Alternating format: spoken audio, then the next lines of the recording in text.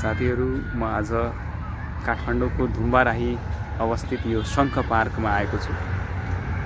यो आधुनिक स्तरमा बनेको रमणीय पार्क म तपाईहरुलाई भिजिट गराउँदैछु। तपाई हेर्न सक्नुहुन्छ यहाँ मान्छेहरू आएका छन्, रमाइरहेका छन्, बिदाको समयको सदुपयोग गरिरहेका छन्। एकदमै राम्रो ठाउँमा अवस्थित यो पार्क तपाई हेर्न सक्नुहुन्छ। साना साना पोखरीहरू बनिरहेका छन्। यो पार्क एकदमै रमणीय छ। काठमाडौँको धुम्बाराही स्थित यो शङ्ख पार्क नजिकै छन् गगनचुम्बी महलहरू। यसको तपाईलाई म एउटा टुर देखाउँछु।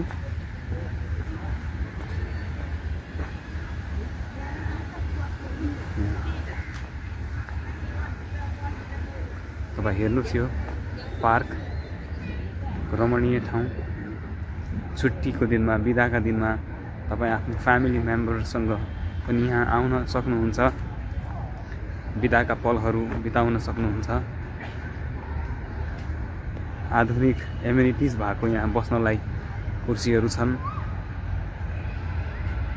डस्टबिनहरू राखेका छन्। तपाईहरुले खाजा ल्याएर खाँदा पनि हुने मजाले।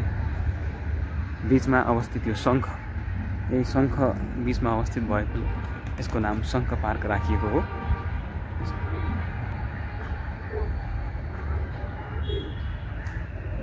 हेर्दै गर्नुस्।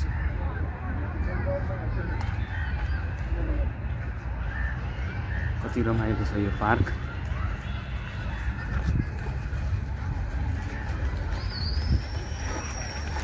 मैले एक राउन्ड यहाँ यसो हेर्नुभयो भने त्यसपछि हामी माथि जान्छौँ। माथि यो पार्क, माथिबाट पनि म तपाईहरुलाई यो पार्क देखाउँछु।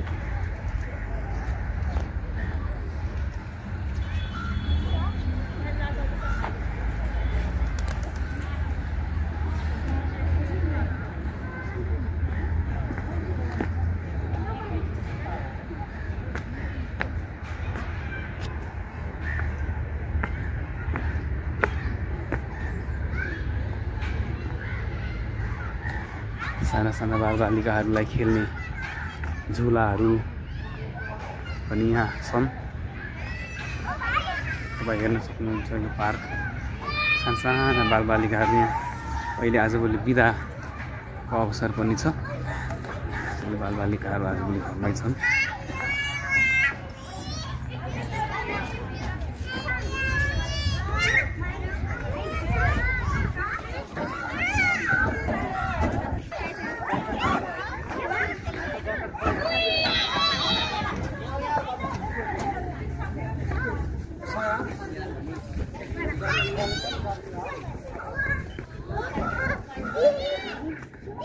शौचालयको पनि व्यवस्थाहरू यहाँ रहेको छ।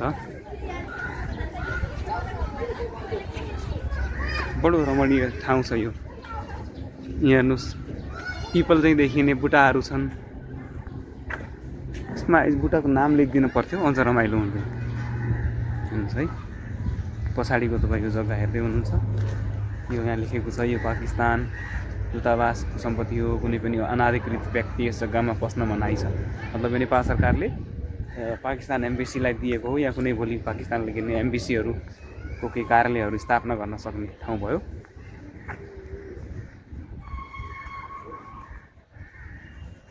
आज म पनि बिदाको अवसर पारेर यहाँ आएको छु। कस्तो रमाइलो छ यो पार्क। यहाँ धुम्रपान चाहिँ निषेध छ, ठाउँ ठाउँमा लेखिएको छ। हामी पार्कमा हेल्दी हुन आउँछौँ, धुम्रपान पक्कै पनि गर्नु हुँदैन।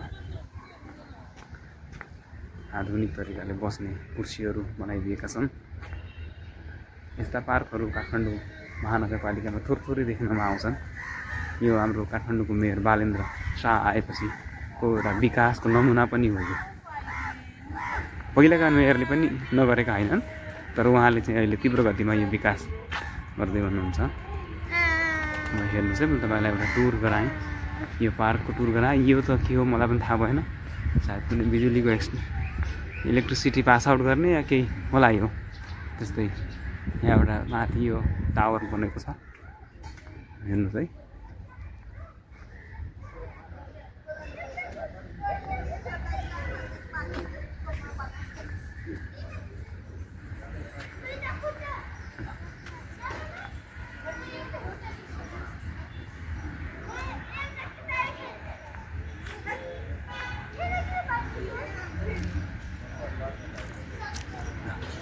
यो पार्कको एरिया यति नै थियो। अनि तपाईँलाई यो पार्कको भिजिट गराएँ। अब तपाईँ पनि आउनुहोस् यो पार्कमा, रमाइलो गर्नुहोस्। धन्यवाद।